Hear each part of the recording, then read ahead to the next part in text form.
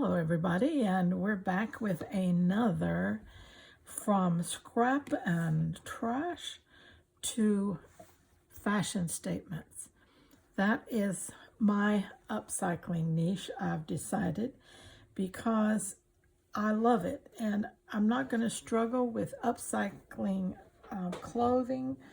I'm going to continue to do the upcycling of the accessories because that is where my love is, and that's where I want to spend my time. I have tons of scraps, of reclaimed fabrics, of little bits of remnants, of sample swatches, of thrifted fabrics, of gifted fabrics. I have so many things that I want to show you how to take all these bits and pieces and make wonderful fashion statements and never go buy a piece of fabric. Isn't that wonderful? Now, with the exception of something you might buy at a thrift store, a piece of clothing or a tablecloth, a curtain, something that you know that you would use in your upcycling. This is a piece of decor fabric that was a sample swatch, okay? Now, this is my inside. What my outside is a piece of my master cloth that I make out of scraps. I will link the video that shows how I make this fabric.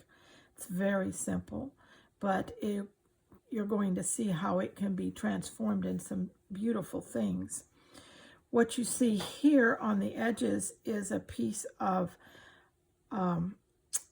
salvage, okay?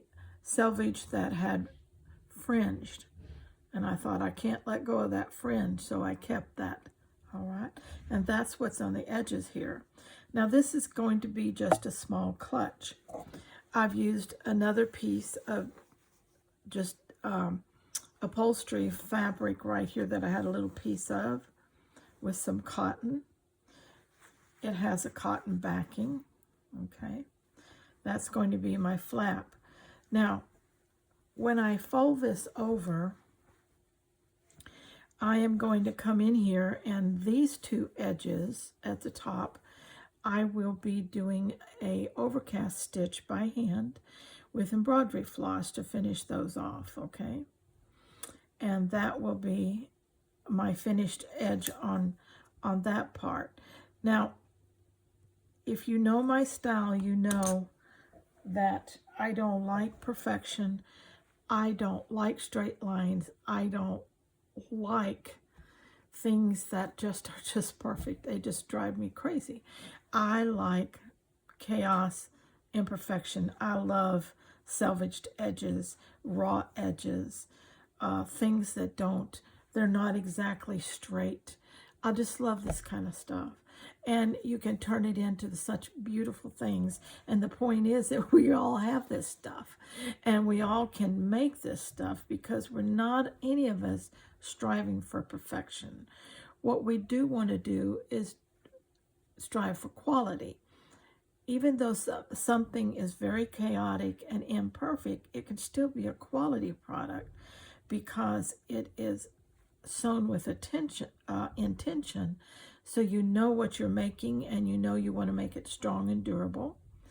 And but these are accessories, and my accessories are fashion statements. They're not to be used day in, day out. They're not your workhorse accessories. These are your special occasion type things. So now we are going to, I'm going to be doing that. But then when I get through with that, I will be matching up these sides, and I will be machine stitching them together on the side, and they will still have these raw edges, okay? But they will be stitched together, all right? Then my piece that I have here, I will be putting a piece of Velcro across here and then one here so that when I bring it over, it will attach, okay? And when I put that Velcro here, in order to cover where it will show that I sewed it, I made a special piece to go over that, and I will sew it down, and you will never see from the top side where that Velcro is sewn. Of course, you will see it here, and you will see this piece of Velcro, okay? But when this comes over, this will cover it and finish it off, okay? And then it will be a finished piece. This will be your back. This will be your front, okay? All right. So I just wanted to show you what I'm working on and what you could be thinking about for your next upcycling project. I'm also doing, I think I've shown you this before, but now I am beginning to design a front embellishment for this kind of a deep tote here. All right. This is going to also have a wrap over closure like this one, Velcro closure. And it will be just a tote type bag. But I'm going to use this beautiful piece here. And I'm going to be hand stitching that on, fringe these edges, and give it that chaotic look that I like so much, because it's really looking a little too perfect for me at this point. So that is another one. And so hopefully in my next video, I will have both of these finished, where you can see what I have done with them, or at least maybe this one finished and this one well along in its way. All right. Now, also I was given by one of the members here, subscribers, these beautiful yo-yos. She watched my video where I said, I love yo-yos, but I hate making them. Bless her heart if she didn't make me some. Aren't those just adorable? I've got to use them, and I believe that I'm going to use them here.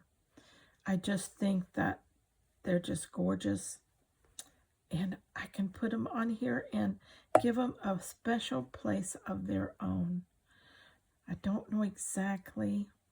This one's a gorgeous one too. Which colors exactly I will use where, but I'm thinking that I can certainly utilize those. Maybe this one up in there, maybe this one down here, maybe this one in the middle. However that works out, but I'm going to use the yo-yos here too. Aren't those fun? I think I need more color. Okay, let's rethink this a little bit. Let's add some color here. All right, that might pop. Yeah, that did it. Yeah, I like that. So we'll be looking at that to be on this too. And this subscriber wanted to stay anonymous, so I wanted to respect that. But thank you so much. You don't know what this means to me.